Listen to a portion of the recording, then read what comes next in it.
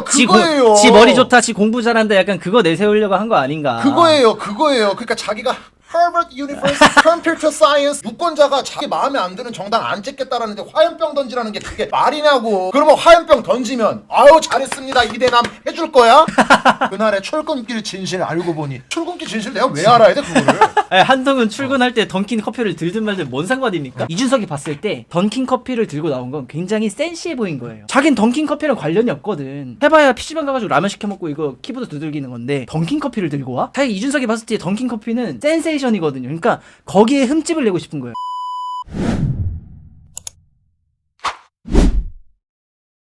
한동훈 던킨 커피는 기획이다. 근데 알고 보니 서울역에 그냥 커피 매장 가서 산 거였습니다. 그러니까 지금 이준석이 대립각을 세우면서 경쟁력으로 지금 내세운다라는 게 이딴 거거든요. 그래서 김어준석, 김어준석까지 나오고 있습니다. 지금 음모론의 대가. 진짜 정말 노골적으로 한번 얘기해 볼게요. 그러면 한동훈이 던킨 커피가 기획이었으면 어떨 건데?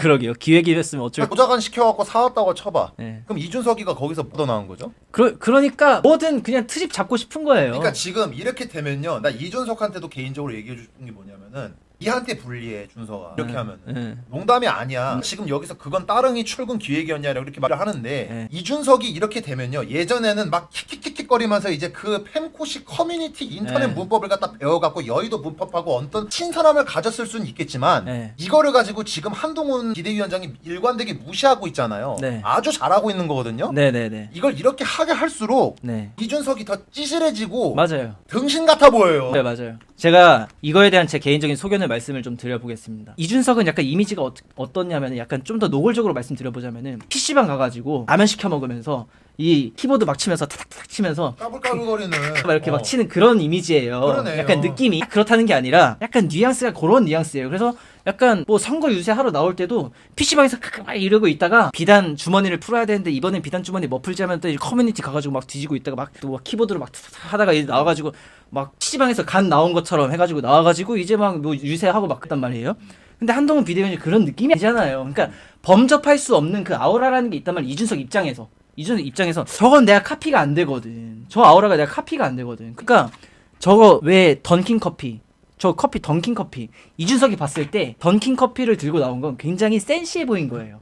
이준석이 봤을 때는 자긴 던킨 커피랑 관련이 없거든. 해봐야 PC방 가가지고 라면 시켜 먹고 이거 키보드 두들기는 건데 던킨 커피를 들고 와? 사실 이준석이 봤을 때 던킨 커피는 센세이션이거든요. 그러니까 거기에 흠집을 내고 싶은 거예요. 한동훈은 센시하다, 한동훈은 트렌디하다라는 그 전제에 거기 그 대전제에 흠집을 내고 싶었던 거예요. 그러니까 말도 안 되는 음모론을 다 동원해가지고 했는데 들통이 난 거죠. 근데 들통 안 나도 찌질하게 보인다니까요. 그게 아니 웃으면 안 되는 게 그날의 출근길 진실 알고 보니 출근길 진실 내가 왜 알아야 돼 그거를? 아니, 한동훈 출근할 때 던킨 커피를 들든 말든 뭔 상관입니까? 이게 그게 막 눈에 되게 밟혔나 봐요. 아니 일반 국민들한테는 그냥 던킨 커피 마시면서 왔나 보다. 그냥 그 정도잖아요. 근데 이준석한테는 그게 되게 눈에 밟혔던 거죠. 왜 커피를 들고 오지? 짜증나네? 왜 커피를 들고 오는 거야? 던킨 커피? 짜증나네? 지도 따릉이 타고서 서울역으로 출근했잖아요. 근데 뭘 그걸 가지고 던킨 매장에서 뭐 그게 조작이다 그런 식으로 얘기를 해. 그러니까 좀 이렇게 가지 말자고. 나이 40 먹었는데 이제 40인데. 나이 30 아니야 너 이제. 참. 지금 이대남들이 정말 중요하고 위대하다라고 저는 생각을 합니다. 왜냐하면요, 유시민 같은 사람들이 최근에 뭐라고 얘기를 했었냐면요, 아니 너네 민주당한테 그렇게 불만이 있으면은 민주당에서 가가지고 화염병을 던져라. 옛날처럼 우리 운동권 때처럼 화염병 던지고 하면 되는 거지.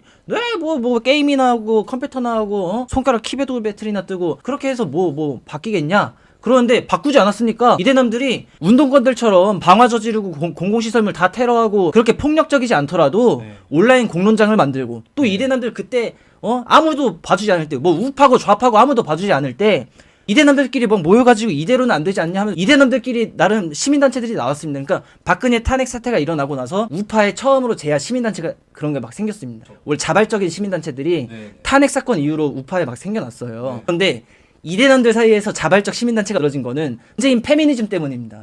그러면은 운동권보다 얼마나 지금 이대남들이 착하고 훨씬 더 민주적인 사람들입니까 이게? 그러니까 그 유시민 그 사람만 해도 진짜 정말로 정신 질환적인 소리를 한 게 안티 조선 운동을 갖다 벌이는 사람들이 조선일보에서 뭐라고 칼럼을 썼냐면은 너무 극단적이다. 조선일보에 대해서 적개감을 드러내는 게 너무 극단적이다라고 이렇게 비판의 칼럼을 썼어요. 근데 유시민이 뭐라고 했었느냐? 아니 시장 자유주의고 자유민주주의 체제에서 자기가 불매운동을 통해 갖고 소비를 갖다 안 하겠다라고 하는 건데 이게 뭐가 문제가 되느냐라고 얘기를 했거든요. 네. 그럼 내가 한번 돌려 얘기를 해볼게. 유권자가 자기 마음에 안 드는 정당 안 찍겠다라는데 화염병 던지라는 게 그게 말이냐고. 그러면 화염병 던지면 아유 잘했습니다 이대남 해줄 거야? 아 돌아버리겠네 진짜. 그러면 분명히 극우파다 뭐다 하면서 막 연병할 거 아니야. 그죠. 극우가 나타났다 막 이러면서. 그러겠죠. 극우가 나타났다. 아니, 이대남에서 지들이 던진 화염병은 민주하고 지금 이대남들이 화염병 던진 극우일걸요 아마? 그러니까 오히려 화염병을 던져주겠다는 걸 거예요. 이들 지금 내가 화염병 던져주면 극우라고 몰아붙일 수 있는데 인터넷으로 그냥 투표 성향만 바꾼 거 아니야. 맞아. 하나 그러니까 가증스러운 말이 맞아요. 유시민뿐만이 아니라 우상호 원내대표까지도 그따위 말을 했어요. 원래 이대남도 투표 성향이 그따위라고. 니들 머리가 그따위인 거야. 그냥 뭐 말 같지도 않은 소리 갖다 하고 있어. 아니 제가 여러 번 말씀드리잖아요. 네. 작년 그러니까 문재인 그 탄핵 그 시즌 때 네. 문재인을 안 뽑으면 역적이었다니까요. 홍상고 남성 세대에서. 그러니까 그때 그 탄핵 당시에 저 유일하게 홍준표 찍었어요. 유일하게 거기서. 그때 당시에 그 사방에서. 그 탄핵 당시에요. 그 TV로 막 박근혜 대통령 파면 막 이런 거 막 나올 때 그때 유일하게 찍었어. 그때 홍준표 내가. 와. 그때 유일하게 친구들한테 얘기할 수 찍었는데. 있었어요? 아니 어떻게 친구들한테 얘기를 해요? 얘기는 못 하지만. 얘기를 못 하죠. 왜 홍준표 찍었습니까? 저는 네. 일단 그거는 있었어요. 네. 말할 수 있는 거예요, 아니면 말할 수 없는 거예요? 말할 수 있는 거죠. 네. 도무지 그러니까 이제 이 민주당이라고 하는 애들한테 찍어줄 수가 없다. 왜 그러냐면 그때 당시 네. 공약을 보면은 그 사람은 아젠다가 다 나오잖아요. 네. 마음에 드는 건 많이 없었어도 사실 그때 공약 보고 찍은 사람들 많지 않을걸요? 그냥 분위기 따라서 찍은 게. 그러니까 문재인 대표가 뭐라고 그때 얘기를 했었냐면은 공공부문 81만 개를 갖다 만들어 200만 개인가 만들어 갖고 일자리를 만든다고 했대요. 그러니까 그게 쉽게 얘기하면 뭐냐면 나라 돈 풀어 갖고 맞아요, 일자리를 맞아요. 갖다 만들겠다는 맞아요, 얘기인데 맞아요. 그게 어떻게 경제 살리는 모델이냐고. 맞아요. 기업을 살린다라고 얘기를 해야죠. 이 어렸을 때부터 아주 그런 그 해안이 있었네요. 이게 공무원을 받아들인다는 개념 늘린다라는 개념에서 전 좀 화가 더 났던 게 네. 이게 두 가지 정치적인 목적이 있어요. 네. 첫 번째 국가 네. 공적 자금 늘려갖고 이제 결국은 일자리 만든다라는 데서 젊은 세대들 표빨아가겠다. 이게 네. 첫 번째 목적이고요. 네. 두 번째가 뭐겠어요? 공무원 노조나 아니면 공무원 될 사람들 갖다 늘려갖고 밑에 그 잔재적 적을 갖다 미리 만들어 놓는 거예요. 네. 이게. 그러니까 어떻게 보면은 네. 직장 내주고 표를 사는 거죠. 그쵸. 네. 그러니까 국가 공적 자금 갖다 돌려갖고 사실상 정적을 더 길러 놓는 거예요. 맞아요. 제가 그래갖고 진짜 정말로 이 놈들은 절대로 뽑아서는 안 되겠다. 그때 그 생각을 했었단 말이에요. 야, 그때 당시 분위기에서 이거 특히 젊은 애들 사이에서 이렇게 홍준표 찍기 쉽지 않았을 텐데. 네. 아무튼 지금 말씀하시고자 하는 거는 그런 분위기에서 정말 많은 젊은 애들이 문재인을 찍었을 텐데 네. 근데 단 5년 만에 네, 단 5년 만에 이렇게 바뀌게 된 이유가 뭐냐? 지금 보면은 어떻게 보면은 이대남들이 뭐 극우화됐다라는 소리가 들을 정도로 막 그러니까 무조건 국힘당을 지지하진 않아요. 그러진 않지만은 적어도 민주당 이것들은 안 되겠다라는 이 심리가 왜 생겼겠냐? 그러니까 이게 페미니즘 그렇죠. 때문이다. 그게 페미니즘이라는 거죠. 네. 그래서 진짜 문제가 많았었던 게 PPAT 논리가 야 당내 개혁한다며 그러면 까놓으니까 그러면 이게 수능 시험 보는 거랑 뭐가 다른 거예요? 그럼 결국은 사실상 그 수능 기초 시험을 갖다가 공천 개혁 안에 시스템에 집어넣겠다라는 건데 그거 말고 이 사람이 실질적으로 보여준 게 없거든요. 네. 그래서 기자들이 물어봤어요. 이게 지금 당내 개혁이라고 돈 거냐? 네. 지도 민망하잖아 지금 네. 이게 이걸 네. 당내 개혁이라고 들고 온 게. 네. 그러니까 뭐라고 했냐면은 뭐라 했습니까? 당내 개혁안이 아니고 쇄신안이 아니고. 네.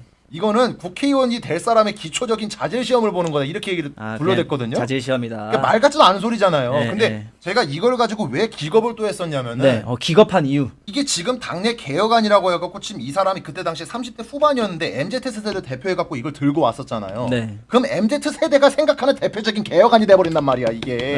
그럼 MZ세대의 세계관이 딱 드러나는 건데 그게 논리 기초 시험이 원툴이야 하나라고. 네. 그럼 어떻게 되겠냐니까. 그러면은 이게 뭘 의미하는 거냐면요. 우리 세대가 기껏해야 가지고 있는 식견이라고 해봐야 시험 점수 잘 받은 거 원툴밖에 없다는 거예요. 그러면 이게 진짜 큰 문제예요. 그러면은 그리고 그게 약간 네. 나온 게 지 하버드 나왔다. 그러니까요, 약간 그거예요. 지 머리 좋다, 지 공부 잘한다. 약간 그거 내세우려고 한 거 아닌가. 그거예요. 그러니까 자기가 Harvard University Computer Science 테크놀로지 학교 나왔잖아요. 네. 그러니까 그거를 갖다 어필하려고 하는 거라고. 네.